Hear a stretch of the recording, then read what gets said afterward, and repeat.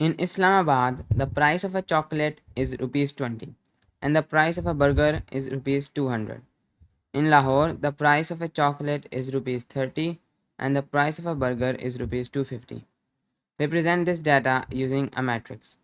तो बेसिकली ये हमें कह रहा है कि इस्लामाबाद के अंदर हमारे पास चॉकलेट की जो कीमत है वो 20 रुपये है और बर्गर की कीमत 200 रुपये है। और इसी तरीके से हमारे पास लाहौर में चॉकलेट की कीमत 30 रुपये है और बर्गर की कीमत 250 रुपये है। तो हमने इसको एक मैट्रिक्स के ज़रिए रिप्रेजेंट करना है। तो पिछली वीडियो में हमने मैट्रिक्स के कॉन्सेप्ट को इंट्रोड्यूस किया था। तो मैट्रिक्स बेसिकली कोई भी एक अरे ऑफ नंबर्स है, two D arrangement of numbers है, जिसके अंदर हम लोग नंबर्स को एक रेक्टेंगुलर फॉर्म में अरेंज करते हैं और इसके अंदर हम लोग बस किसी भी नंबर्स को प्लॉट कर देते हैं 1 2 3 4।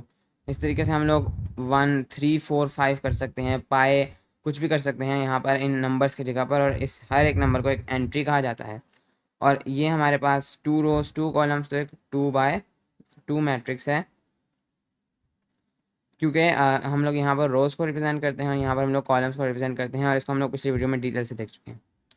तो बेसिकली आज की इस वीडियो में हम लोग ये देखने वाले हैं कि हम लोग बेसिकली मैट्रिसेस का जो यूज़ है कि हम लोग कैसे किसी भी इंफॉर्मेशन या डाटा को एक मैट्रिक्स में जो है वो रिप्रेजेंट कर सकते हैं या उसको कन्वर्ट कर सकते हैं एक मैट्रिक्स में।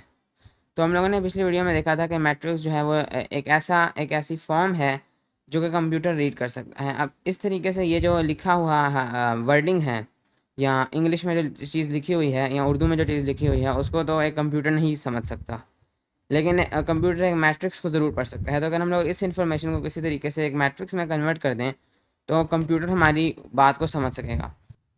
हाँ, ये बात ज़रूर है कि आजकल एआई के ज़रिए से हम लोग इस तरह के जो है पैराग्राफ्स या मतलब लैंग्वेज जो नॉर्मल लैंग्वेज है उसको भी पढ़ एआई उसको भी पढ़ सकता है।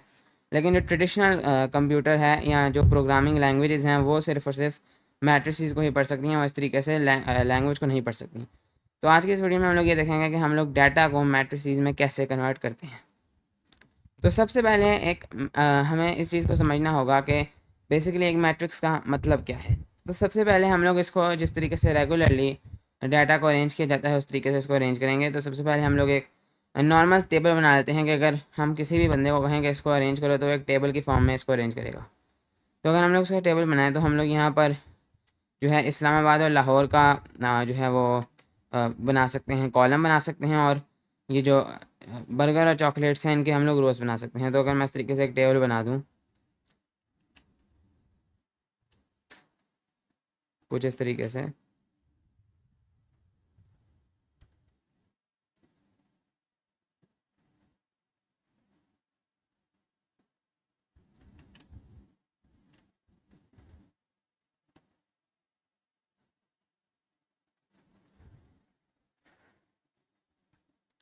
तो यहाँ पर मेरे पास आ जाएगी हमारे पास जो मसलन ये जो मेरे पास फर्स्ट कॉलम है मैं इसको कह दूँगी ये इस्लामाबाद का कॉलम है और दूसरा मेरे पास लाहौर का कॉलम है। और यहाँ पर इस तरफ मेरे पास जो है चॉकलेट की रो है तो मैं इसको सी कह देता हूँ और इस तरफ मेरे पास बर्गर की रो है तो मैं इसको बी कह देता हूँ। तो अगर मेरे पास कुछ इस तरीके से है तो हम लोग अगर इसको इस टेबल में रिप्रेजेंट करें इस इन्फॉर्मेशन को तो हमारे पास चॉकलेट इस्लामाबाद में ₹20 की है तो 20 रुपीज़। और इस तरीके से लाहौर में हमारे पास जो चॉकलेट है वो हमारे पास ₹30 की है। जो हमारे पास इस्लामाबाद में जो बर्गर है वो ₹200 का है और हमारे पास लाहौर में जो बर्गर है वो ₹250 का है। तो इस तरीके से हमने इसको एक बेसिक टेबल में कन्वर्ट कर दिया है। अब जो मैट्रिक्स है वो इसका जो मैट्रिक्स होगा वो तकरीबन इस टेबल की ही एक फॉर्म है। अब किसी हद तक इस टेबल को भी एक कंप्यूटर रीड कर सकता है। अगर हम लोग कंप्यूटर को बता देंगे ये हमारे पास जो कॉलम है ये हमारे पास इस्लामाबाद का कॉलम है, ये हमारे पास लाहौर का कॉलम है, ये हमारे पास चॉकलेट का कॉलम है और ये हमारे पास बर्गर का ये हमारे पास चॉकलेट की रो है और ये हमारे पास बर्गर की रो है। तो कंप्यूटर इसको रीड कर लेगा। फिर हम लोग अगर कंप्यूटर को कोई फंक्शन दें कि मसलन इस्लामाबाद की चॉकलेट की प्राइस कितनी है तो वो बता सकेगा कि वो 20 रुपीज़ है। उसको इस टेबल से समझ आ जाएगी कि क्या चीज़ किसकी है, जबकि इससे उसको कोई समझ नहीं आएगी। तो इसको हम लोग बेटर वे में लिख सकते हैं कंप्यूटर के लिए एक मैट्रिक्स की फॉर्म में। तो बेसिकली हम लोगों ने करना सिर्फ इतना है कि हम लोग यहाँ पर इस जो इंडिविजुअल ये जो हमारे पास डब्बे हैं इनको हम लोग एज एन एंट्री लिख सकते हैं मैट्रिक्स में। तो यहाँ हम लोग लिख देंगे यहाँ पर हम लोग लिख देंगे 20, ये वाली एंट्री हो जाएगी 30, ये वाली एंट्री हो जाएगी 200, ये वाली एंट्री हो जाएगी 250। और इस तरीके से हमने इस इंफॉर्मेशन को एक मैट्रिक्स में रिप्रेजेंट कर दिया है। लेकिन अभी एक और बहुत इंपॉर्टेंट चीज़ रह गई है और वो है इसका एक जो स्ट्रक्चर है। तो हमें इसका स्ट्रक्चर भी बताना पड़ेगा कि ये तब है, ये मैट्रिक्स तब एप्लीकेबल है जब हमारे पास जो ये वाली जगह है, ये चॉकलेट ऑफ इस्लामाबाद है, चॉकलेट ऑफ इस्लामाबाद। तो हम लोग यहाँ पर कह सकते हैं कि मसलन IC इस्लामाबाद की जो चॉकलेट है वो ये इस्लामाबाद की चॉकलेट की प्राइस है। जो 30 है, हमें कंप्यूटर को मतलब एक स्ट्रक्चर देना पड़ेगा। और फिर ये जो 30 है ये लाहौर की चॉकलेट की प्राइस है, तो LC 200 रुपीज़ जो है वो इस्लामाबाद के बर्गर की प्राइस है, तो IB, और ये LB। तो इस तरीके से अब कंप्यूटर के लिए इसको समझना बहुत आसान है। कंप्यूटर जो है इस खाके को अंदर हमने उसको दिया होगा और ये एंट्रीज दी होंगी। तो जब भी अगर हम लोग कंप्यूटर को मसलन कोई फंक्शन देंगे कि बताओ कि इस्लामाबाद की जो चॉकलेट की प्राइस है वो कितनी है, तो वो फ़ौरन बता देगा 20, क्योंकि वो मैट्रिक्स में जाएगा, उसके करस्पॉन्डिंग जो भी वैल्यू होगी वो बताता जाएगा। तो इस तरीके से हमने इस इंफॉर्मेशन को एक मैट्रिक्स में कन्वर्ट कर दिया है और अब उसको एक कंप्यूटर जो है वो रीड कर सकता है। अब एक और सवाल उठ सकता है कि क्या हो अगर हम लोग इस टेबल को किसी और तरीके से बना दें।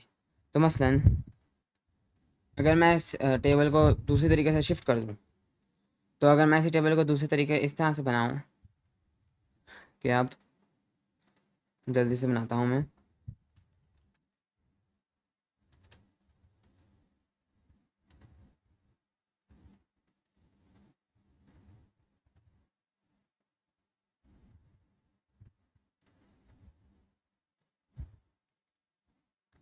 अब अगर मैं अपने जो लाहौर इस्लामाबाद और लाहौर जो मैंने कॉलम्स में रखे हुए हैं, अगर मैं उनको रोज़ में शिफ्ट कर दूँ, तो यहाँ पर हमें ये इस्लामाबाद की रो हो, लाहौर की रो हो, और ऊपर मैं अब इस तरफ जो कॉलम्स हैं उसके अंदर मैं यहाँ पर चॉकलेट रख लूँ, चॉकलेट, और यहाँ पर मैं अपना बर्गर रख लूँ, बर्गर।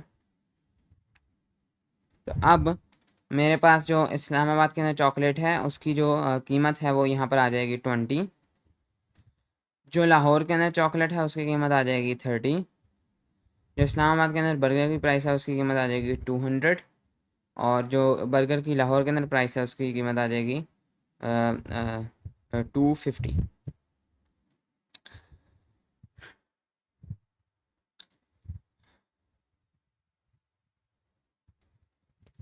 तो अब अगर मैं इसको एक मैट्रिक्स में कन्वर्ट करूँ इस इंफॉर्मेशन को, तो अब ये मेरे पास जो मैट्रिक्स बनेगा, ये मेरे पास मैट्रिक्स बनेगा कुछ इस तरीके से।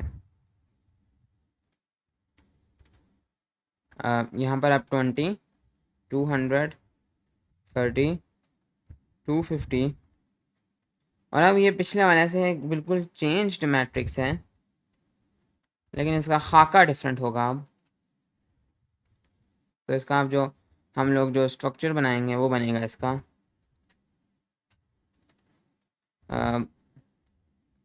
CI कह देता हूँ मैं, और BI यहाँ पिछले फॉर्मेट में ही लिखता हूँ, तो IC, IB, LC और LB। तो अब मेरे पास एक कम्प्लीटली जो है different matrix with a completely different structure आ चुका है। और अब ये दोनों ही मैट्रिक्स दुरुस्त हैं, दोनों ही मैट्रिक्स सेम इन्फॉर्मेशन के लिए हैं। लेकिन अगर आप देखें तो यहाँ पर ये दोनों मैट्रिक्स चेंज्ड हैं, लेकिन दोनों ही मैट्रिक्स करेक्ट हैं एक कंप्यूटर के लिए, क्योंकि कंप्यूटर को आपने ये खाका भी साथ देना है।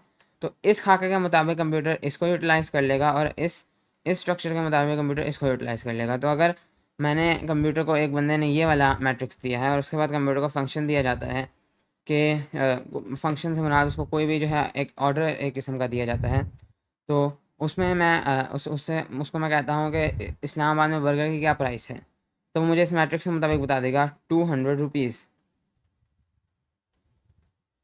लेकिन अगर मैं इधर ही उसको इस ये जो बिल्कुल कम्प्लीटली डिफरेंट मैट्रिक्स है, इस अगर ये मैट्रिक्स कंप्यूटर को दिया गया हो और मैं उसको फंक्शन दूँ कि जो है हमारे पास इस्लामाबाद के अंदर बर्गर की क्या प्राइस है, तो अब वो मुझे अगेन ₹200 ही बताएगा, क्योंकि इस खाके के अंदर वो इस जगह पर था। ऑल्दो के मैट्रिसेस दोनों सेम हैं, मैट्रिसेस दोनों डिफरेंट हैं, लेकिन उनके अंदर जो स्ट्रक्चर है वो भी डिफरेंट है और उसके मुताबिक आप जब भी फंक्शन देंगे तो अगर दोनों मैट्रिसेस का करस्पॉन्डिंग जो स्ट्रक्चर है वो आपने ठीक दिया है तो फिर आप जिस मर्ज़ी तरीके से मैट्रिक्स को बना लें वो फ़र्क नहीं पड़ता है।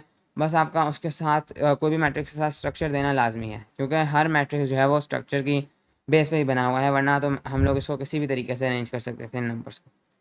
तो ये एक जो है वो सिंपल कॉन्सेप्ट था कि हम लोग किसी भी डाटा को एक मैट्रिक्स में कैसे रिप्रेजेंट कर सकते हैं। और वो भी इस वीडियो में हम लोगों ने एक 2x2 मैट्रिक्स, जिसको हम लोग एक ऑर्डर 2 मैट्रिक्स भी कहते हैं, ऑर्डर 2 मैट्रिक्स, उसके जो है हमने मैट्रिक्स के अंदर देखा। लेकिन आप इसको किसी भी हद तक अप्लाई कर सकते हैं और आप और एग्जांपल्स ट्राई कर सकते हैं, जिससे आपकी जो है वो प्रैक्टिस बिल्ड होगी। तो उम्मीद है कि इस वीडियो से आपको मदद मिली होगी।